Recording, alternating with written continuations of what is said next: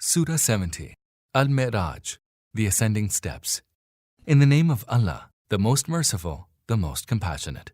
A beseecher besought the visitation of chastisement. A chastisement meant for the unbelievers, one which none can avert.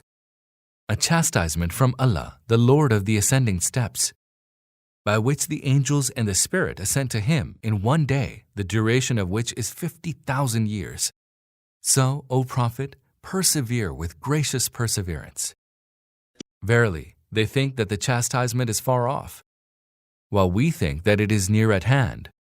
It shall befall on a day whereon the sky will become like molten brass, and the mountains will become like dyed tufts of wool.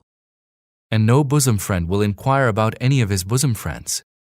Although they shall be within sight of one another, the guilty one would fain ransom himself from the torment of that day by offering his children, and his spouse and his brother, and his kinsfolk who had stood by him, and all persons of the earth, if only he could thus save himself. By no means, it will be the fierce flame that will strip off the scalp. It shall insistently summon him who turned his back and retreated, and amassed wealth and covetously hoarded it. Verily, man is impatient by nature, bewailing when evil befalls him, and tight-fisted when good fortune visits him, except those that pray, and are constant in their prayer, and those in whose wealth there is a known right, for those that ask and those that are dispossessed, those who firmly believe in the day of recompense, and fear the chastisement of their Lord. Surely, the chastisement of their Lord is a thing none can feel secure from.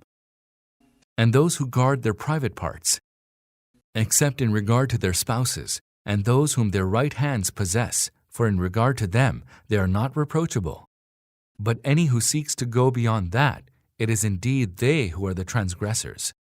And those who fulfill their trusts and their covenants, and those who are upright in their testimonies, and who take due care of their prayer, all these shall live honorably in the gardens.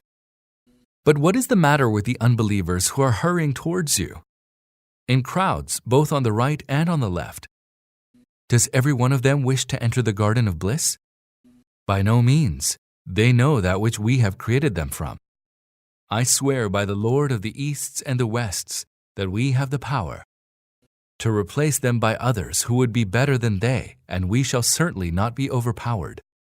So leave them to engage in vain talk and to amuse themselves until they come face to face with the day which they are promised, the day on which they will hastily come forth from their graves, as though they were hurrying on to the altars of their deities. Their eyes will be downcast and disgrace will overwhelm them. Such is the day that they were promised.